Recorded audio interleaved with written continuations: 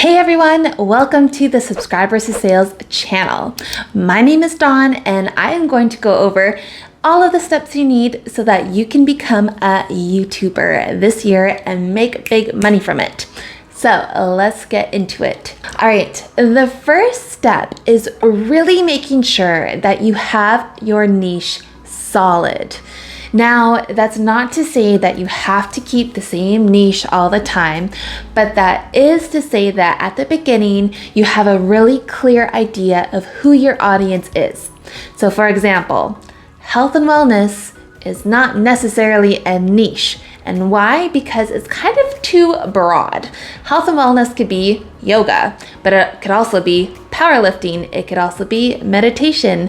There's all different sorts of fitness and wellness. And so you really want to target who your audience will be. So for example, if you had a smaller niche for fitness for women over 40, that is more targeted. Or how about fitness for people with diabetes? So that is kind of making it a little bit more narrow. It's not going to be attracting everybody, but at the same time, especially when you're beginning, you don't want to try to attract everybody. You want to find your audience.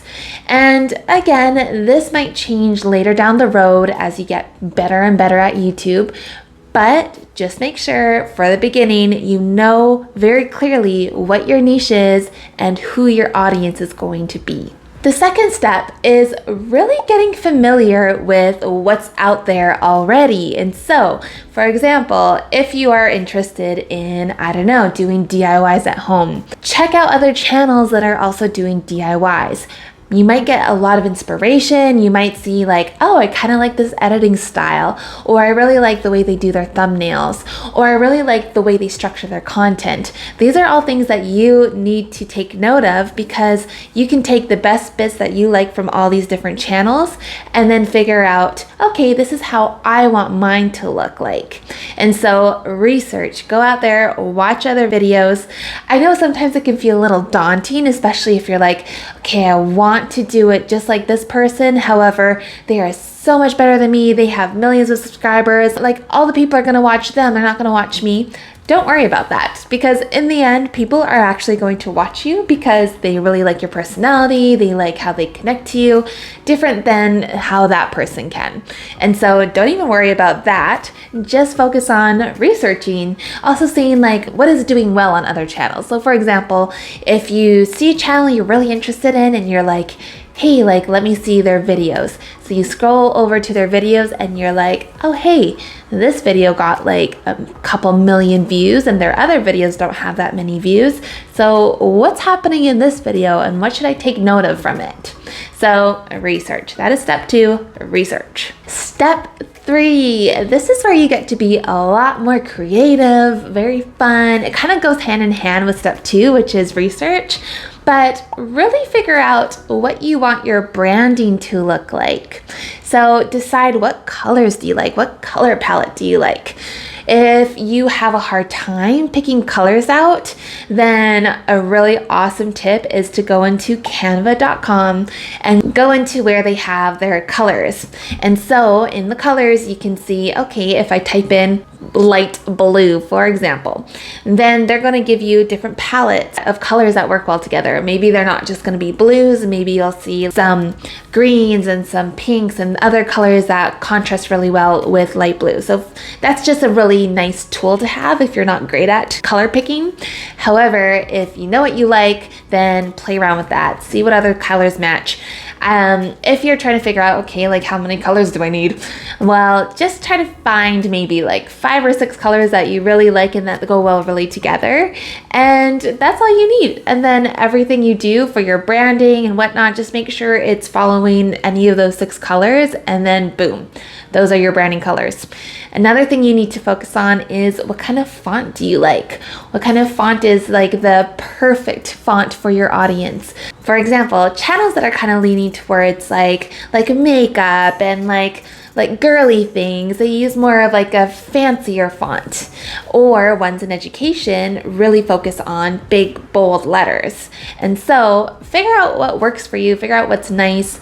The rule of thumb is really just make sure that it is legible, make sure it's easy to read, especially in thumbnails. One really big oopsie that I always see is people making their fonts too complicated in their thumbnails. So when people are scrolling past, they are going to scroll past because they don't know what they're seeing at the first glance. So really make sure that it is something very legible and that people can really see it at the first glance. All right, so now that you have a good idea of how your branding is going to go, and make sure that you know that that will also eventually change. You'll get some different ideas, and that's okay to like rebrand or restyle as you go. But after you have the basics down, then you can go to step 4, which is kind of going back to some more research. So as I mentioned in step 2, when you're trying to figure out what you like, now it's time to really figure out what content you like and see what other videos are doing really well on YouTube and how you can just make it a little bit better. So for example, like I mentioned, if you take a look at videos from other channels, seeing if they have one video that just has like 1 million more views than their other videos. Take a look at what are their keywords that they're using in their titles. Take a look at their thumbnail. Take a look at their description. Take a look at what are the actual contents of the video and how they structure it, because those are little details that are going to be very significant when you decide to make your videos. And when you are leveling up another channel's video, what you want to do is make sure that you are creating your own original content. But what you can do is just take some inspiration of a niche neighbor video and try to make it a little bit longer than theirs, and also figure out, okay, I like how they did this, but I want to talk about this instead. And then kind of do that throughout the video. Take notes on what is working really well for that video, and then take notes on how you can make it your own. And it doesn't just have to be one video that you're like, okay, I'm on the internet, I'm watching this one video and I'm gonna make it better. Take a few different videos of that topic and then figure out what content you can do for your video. So that's the idea. So a little bit more research, but focusing on the content of videos of other people, your niche neighbors. All right, step 5. So now that you have a good idea of what you want your channel to be like, then it's really important to figure out your channel pillars. So your channel pillars are about 2 or 3 topics that you're always kind of going to rotate through as you make your channel. The idea of your channel pillars is that you want to make sure that they are topics that you can have enough variety to talk about, and also are a little bit diverse enough so that you literally never run out of content. And so think of your pillars as categories. So for example, if you are focusing on health and wellness for women over 40, figure out, okay, I want to have a pillar that's just focused on like mental stability or wellness, all in your mind, meditation, those kinds of things. If you want that to be one of your pillars, then awesome. Maybe your other pillar can be like fitness workouts that are really easy on the joints for women over 40, those kinds of things. So then all of a sudden you have a lot more variety in these 2 pillars. However, people, when they go to your channel, they will expect to see these types of categories in your channel because that's what you are doing over and over again.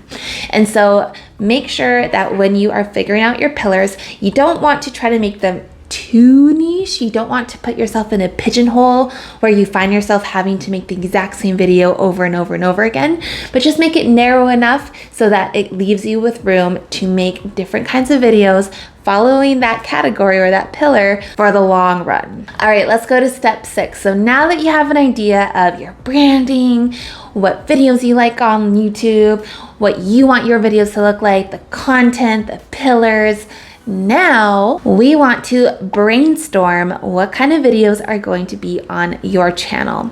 So this is when you want to just take out a pen and a piece of paper and just brainstorm. Just dump everything on this sheet of paper. If I were you, I would try to divide it between your pillars. And so you could see like, okay, this is pillar 1, this is pillar 2, maybe pillar 3. You don't have to have a pillar 3, at least 2.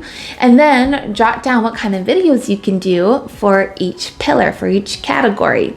And then that's going to leave you with a bunch of ideas to create videos in those pillars. And again, don't worry about making sure that you have to do every single one of these.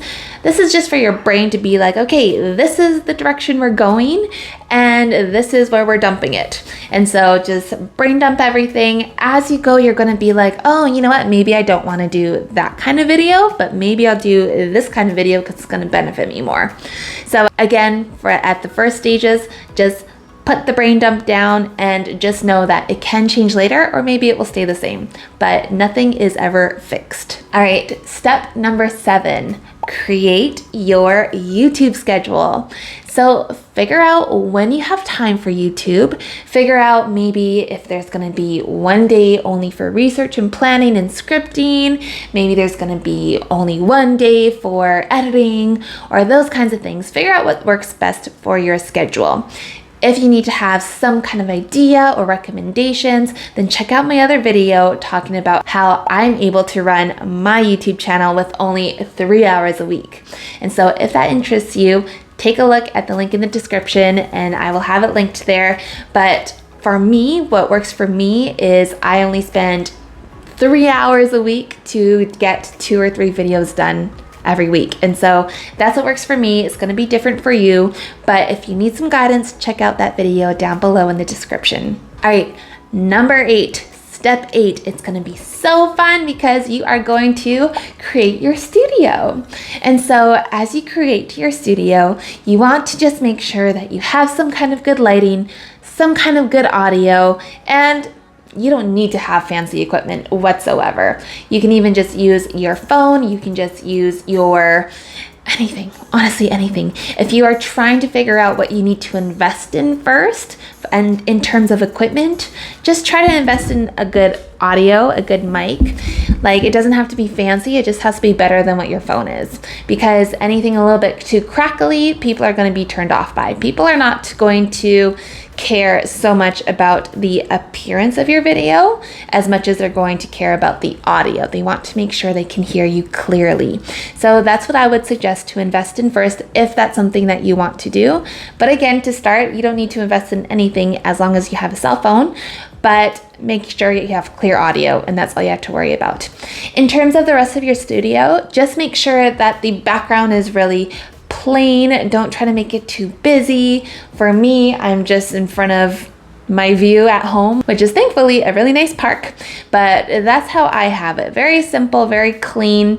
If you are trying to make it really busy, like for example, having like bookcases in the background with lots of different things on there, not always the best idea because it can be really distracting. And one negative thing that I would highly recommend not doing is just making sure you don't have anything too controversial in the background. Even like as simple as having like a jersey of your favorite team. Perhaps a viewer who really doesn't like that team is going to be like, I don't want to watch this video because I don't like that team. Or anything like too religious or anything too political. Just make sure none of that is in your background and you'll be good to go. You will be an even playing field for everybody. In terms of lighting, again, you don't need to have anything fancy. Just use good old nature.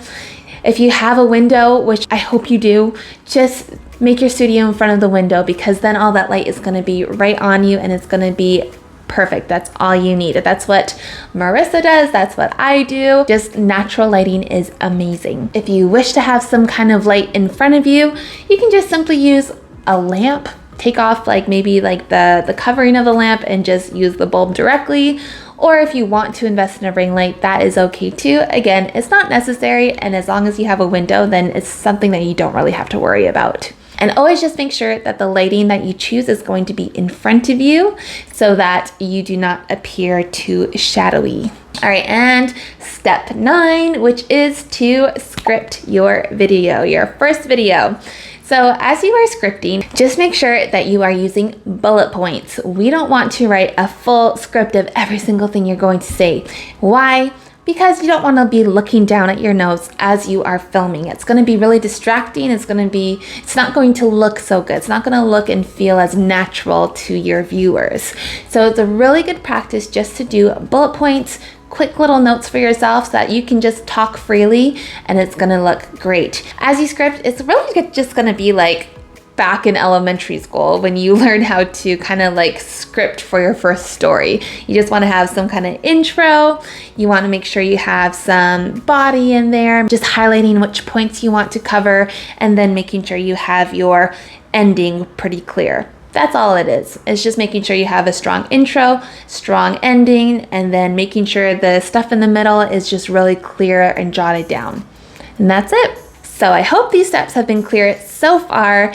If you need more assistance on building your YouTube channel the correct way the first time, then definitely check out our blueprint. It's a free download. Check it out. It's in the link down below. It's going to be the first link there, and just go ahead and download it because you are going to get all this amazing free information on how you can get started with YouTube. And before I let you go, I am just going to leave you with some special tips, extra tips, if you will.